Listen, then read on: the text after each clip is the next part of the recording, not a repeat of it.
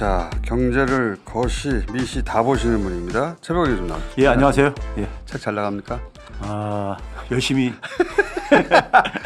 예. 오랜만에 책 내셔가지고 책 딱 걸고 하시는데. 예. 예, 많이들 읽어봐 주세요. 자, 오늘 어떤 얘기입니까? 자, 저 이제 최근에 이제 한국은행 통계청 등에서 이제 그 통계 자료를 내면서요. 예. 2023년도 주요 통계들은 거의 다 나왔어요. 예. 그러니까 이제 한 가지 빠진 게 이제 3월 말 전후로 해가지고 기업들 주총이 있거든요. 그게 이제 그러니까 내년도 이제 실적이 이제 그러니까 그때 좀 이제 나올 거고. 내년 실적이요? 아니 올해 작년도 작년 실적이요. 실적. 예, 이제 네. 그러니까 주총 보고가 될 건데 그거만 빼놓고는 대부분 주요한 게 다 나왔어요. 제가 교수님 오래 뵈가지고 예. 교수님이 이제 다른 경제 교수님들하고 차이점을 제가 하나 말씀드리면 예. 이 통계청에 나온 자료 있지 않습니까? 이거를 다 그 디테일한 수치까지 다 보시는 분이에요. 교수님들이 다 볼 줄 알았거든요. 안 보시더라고. 안 보셔요. 예. 귀찮아서 안 예. 보시는 거예요? 귀찮아서도 구하고 이 교수들이 그냥 그러니까 이렇게 외부 활동, 방송 활동 안 하시는 분들은 교과서를 가지고 주로 이제 무슨 글을 쓰는데 이게 인쇄물은 옛날 거잖아요. 옛날 거죠. 예. 그러다 지금 보니까는- 당장 수치가 계속 나오는데. 그러다 보니까 되게 경제신문이나 훑어보고 그것도 이제 빠른 속도로 훑어보는 걸로 끝나니까는. 네. 이 수치를 다 보시더라고. 예. 그래서 할 말이 반박할 수가 없어요. 자, 이번에는 무슨 자, 수치입니까? 그래서 이제 그 23년이라는 것은 이제 온전한 윤석열 정권 첫 해잖아요. 네. 그렇죠? 그래서 이제 지난 2년간 그러니까 2022년 5월 10일 날 출범을 했지만은 네. 지난 2년간의 대한민국 경제가요. 오늘 제 얘기 들으면은 굉장히 얼마나 심각한가를 느끼실 텐데. 표 만드셨어요? 예? 표. 예. 심각한 거 같은데. 채백을 하면 표 아닙니까? 근데 이제 제가 이 말씀을 드리면 이제 그 시청자들한테 미안한 거는 좀 이제 이렇게 굉장히 우울한 소식만 계속 전하는 것 같아가지고 하는데 상황이 얼마나 심각한지 좀 알아야 될 것 같아가지고 예. 적었는데요. 일단 이제 커다랗게 세 가지 영역으로 나눴습니다. 이게 성 관련돼 있지만은 가계 영역하고 가게. 그다음에 이제 대외적인 영역, 예. 그다음에 이제 기업 영역 이제 이렇게 했는데요. 세 가지. 첫 번째 예, 가계 영역을 이제 먼저 이제 자, 보시게 되면요. 가계 경제 변화. 가계한테 가장 중요한 건 통계청에서 이제 그러니까 가계 동향 조사가 나왔어요. 4분기께요. 예. 그럼 4분기 거를 보게 되면은 이제 2년 전 2021년하고 비교해 볼 때 예. 보게 되면은 2년 전에는 364만 7천 원이었는데 358만 원 2천 원으로 줄어들었죠. 소득이 줄어들었어요. 이게 줄어들기가 쉽지가 않거든요. 소득은 조금씩이라도 늘게 돼 있는데 그러니까요. 물가도 있어가지고. 그러니까 이게 심각한 게 이겁니다. 예. 거기다가 이제 그 밑에는 이제 임금 노동자만을 예. 소위 말해서 이제 급여 생활하는 사람만 국한에서 봤을 때는 저 가게는 그러니까 자영업자도 포함된 거고 다. 그렇죠. 예, 임금 노동자만 보더라도 보게 되면은 줄어들었어요. 월급이 5만 원 줄었어요. 예, 줄어들었어. 예. 예. 그리고 이제 회사에서 너 월급 줄인다 이거 말하기 진짜 힘들거든요. 그다음에 이제 가게의 자산이요. 예. 자산에서 부채를 뺀 게 순자산인데 순자산도 엄청 순자산도 줄었네. 줄어들었잖아요. 예. 그렇죠? 그러니까 다 이게 우울한 거잖아요. 솔직히 이제 이렇게 다요. 가게들 입장에서 볼 때는요. 소비 지출도 엄청 줄었네. 그러니 소비 지출이 줄어들 수밖에 없죠. 쓸 돈이 없으니까. 소비 지출 줄어들죠. 그러니까 당연한 거잖아요. 이거 그러니까요. 그렇죠? 근데 이제 뭐냐면은 줄일 수 없는 것들이 있어요. 의료 비용이라든가 그다음에 뭐 이제 그러니까 뭐 교통비 올린 거 이거 뭐 지하철 요금이라든가 버스 요금 올린 거 피할 수 없잖아요. 그러니까요. 그대로 다 이제 병원 가야 되고. 병원 가야 되고 그다음에 이제 출근해야 되고. 교육비 이제 자녀들 나가는 그렇죠. 거 그렇잖아요. 이런 게 올라가니까는 예. 나머지 먹고 있고 이런 거에서 다 줄이는 거예요. 그러니까요. 줄이는데 이게 12년 전으로 돌아갔어요.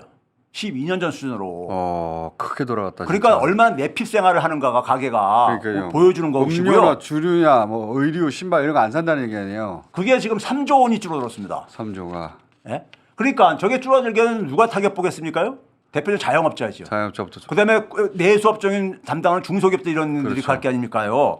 그래서 앞에서 앉은 것에서도 잠깐 소개하던데 우리나라 이제 그 소위 사업자 등록을 하고 하면서 이제 그러니까 자영업을 하시는 분들, 그러니까 사업자 등록 안 하시는 분들도 있습니다. 그렇죠. 안 하시는 분들이 있는데 그분들은 잘 이제 캐치가 잘 안 되는 게 있어서 그러는데 이분들 중에서 이제 그러니까는 그 채무가 이제 굉장히 많이 증가를 해왔는데 다중 채무자라는 게 있죠. 세계 금융기관 이상에서 이제 그러니까는 이 빚을 그러니까 동원한 사람들 그러니까요. 여기저기 막 돌려막기 하는 거죠. 그러니까요. 근데 이분들 중에서 그러니까는 그 채무를 상환을 못 해가지고 3개월 이상 가게 되면 이제 그러니까 저걸로 연체로 이제 분류가 되집니다. 그 연체액이 2021년도에는 10조 원 정도였었어요. 그런데 이게 작년에 얼마로 되면 22조 원까지 증가했는데요. 2.2배가 증가했죠. 근데 그 중간인 2022년에는 14조 원이었었어요. 그러니까 4조뿐이 안 증가했었어. 근데 작년 1년 동안에 얼마가 증가했냐? 8조가 증가한 거야. 그러니까 가속도가 붙고 있는 거죠. 가속도가요? 이 상태라면 더 늘어나겠네. 그렇죠. 그러니까 이게 그러니까는 이게 지금 봐보세요. 연결고리가 소득이 나빠지니까는 그렇죠. 소비 지출이 줄어들게 되고 그렇죠. 자영업자가 타격을 보게 되고 그러면서 빚을 연체가 못 갚게 늘어나고. 되고 이렇게 네. 되는 거잖아요. 그렇죠. 지금 이런 상황이거든요. 연쇄 가게가. 반응이죠, 전부 다. 그렇죠. 이게 지금 뭐냐면 하나의 이 소위 말해서 이 하나의 사이클이 형성되고 있다 이겁니다. 불황의 사이클인데. 예. 그다음에 이제 대외 부분을 한번 봐보세요. 대외 부분. 예. 대외 부분 보게 되면요. 큰 틀을 미세적으로 보는 거예요, 지금. 예. 네. 이제 일단 우리나라 이제 무역과 관련해서 네. 다음 표가 아주 대외 경제 모습인데 다음이요. 이거 잠깐 갈게요. 가게들 중에서도 특히 네. 상위 10%조차도 아까 이제 가게 전체 평균이고요. 상위 10%조차도 저 봐보세요. 소득이 줄어들고 2년 전에 971만 원인데 914만 원 줄어들었습니다. 그리고 그들도 마찬가지 지출도 줄이고 있고요. 상위 10%조차도 그러니까 대한민국 상위 10%도 소득이 줄고 소비도 줄이고 있고 지출도 줄이고 있다. 예. 그러니까는 얼마나 가계가 심각한 상황인가 하는 것이고요. 자, 그다음에 그다음에 이제 무역이요. 대외 경제 부분 좀 띄워봐 주세요. 대외 경제 보게 되면은 무역 수지가 네. 문재인 정부가 이게 이제 윤석열 정부가 22개월이 지났기 때문에 예. 22개월치를 기준으로 한 건데요. 윤석열 정부에서 466억 달러 적자가 지금 기록 중입니다. 예. 예. 근데 문재인 정부에서 그 같은 기간에 889억 달러 흑자였었어요. 야. 그러니까 얼마나 많이 변했는가를 800 흑자였다가 400 흑자 절반으로 줄은 것도 아니고 예.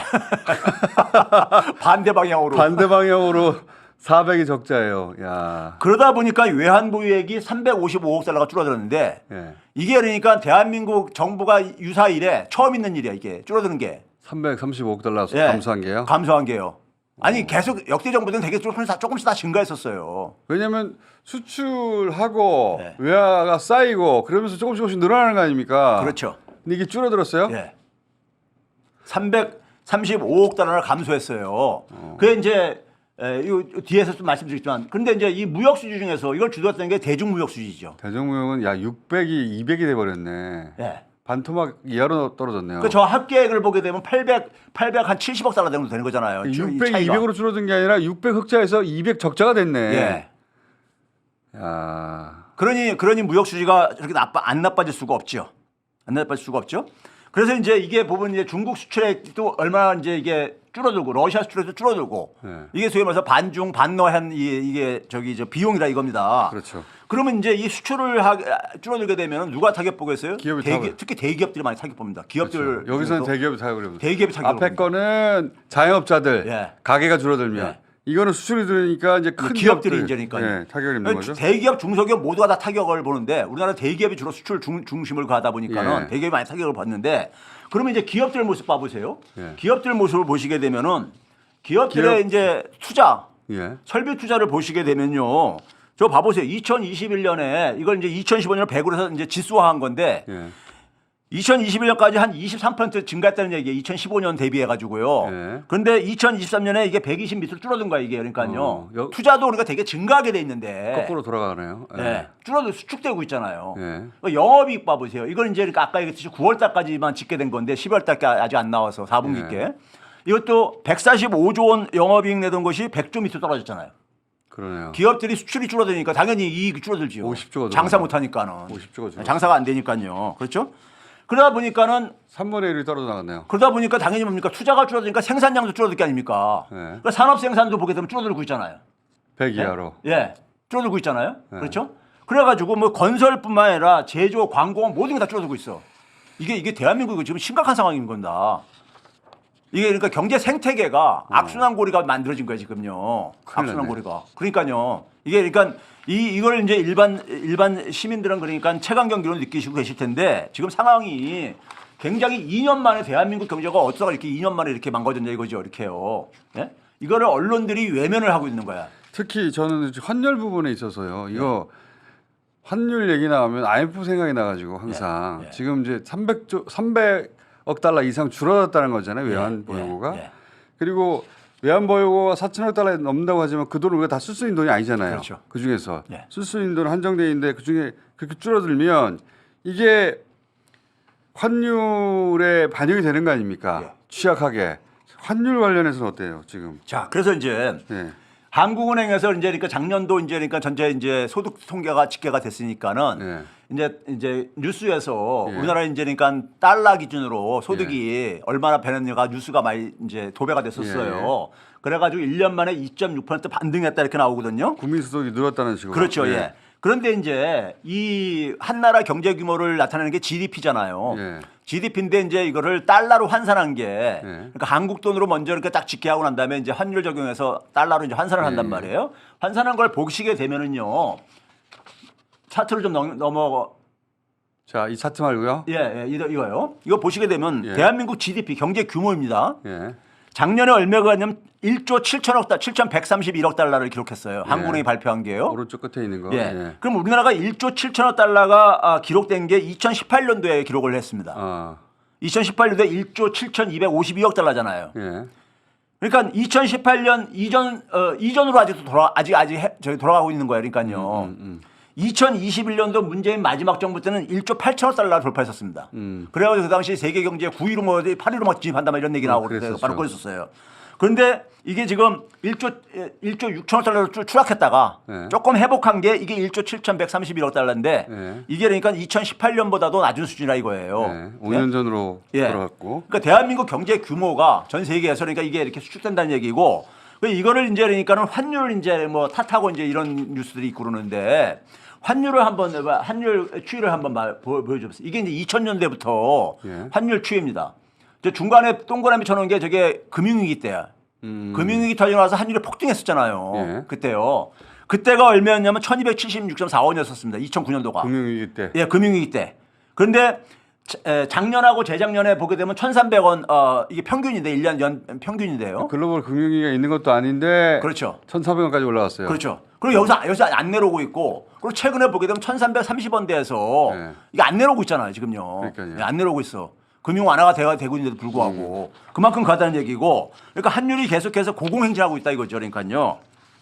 그러면 이 문제는 뭐냐면은 이렇게 환율이 고공행진하는 상황이 이것도 상당한 비용을 지불하고 나온 건데 저절로 나오는 게 아니라 예. 지금 막고 있는 거잖아요. 막고 있는 거예요. 더 못 올라가게. 예. 막고 있는 규모를 제가 이게 바로 그겁니다. 환율 안정용 달러 매각액이라는 게 있어요. 이게 분기별로 한국에서 발표를 하고 그러는데 이게 윤석열 정부 6분기 동안에 492억 달러 투입했어. 이거 이제 달러를 이제 그러니까 공급한 거죠. 이게 외환보유액이 줄어든 이유가 바로 이것 때문인 거예요. 예? 외환보유액 줄어드는 이유가 환율 잡으려고. 예. 환율 이거 안정시킬 저 올라가는 거 막으려고. 외환보유액을 계속 쓰고 있는 거죠. 예. 그러니까 이게 문재인 정부 때랑 비교해 보게 되면은 몇 배가 간 겁니까요? 거의 5배가 증가한 거잖아요. 그렇죠. 예. 그러니까 이렇게 투입하고 나서도 안정이 안 돼. 안정이 안 되고 앉아 있는 거야. 문제는. 경제 체질이 나쁘니까 그런 거죠. 예. 그러니까 한마디로. 예.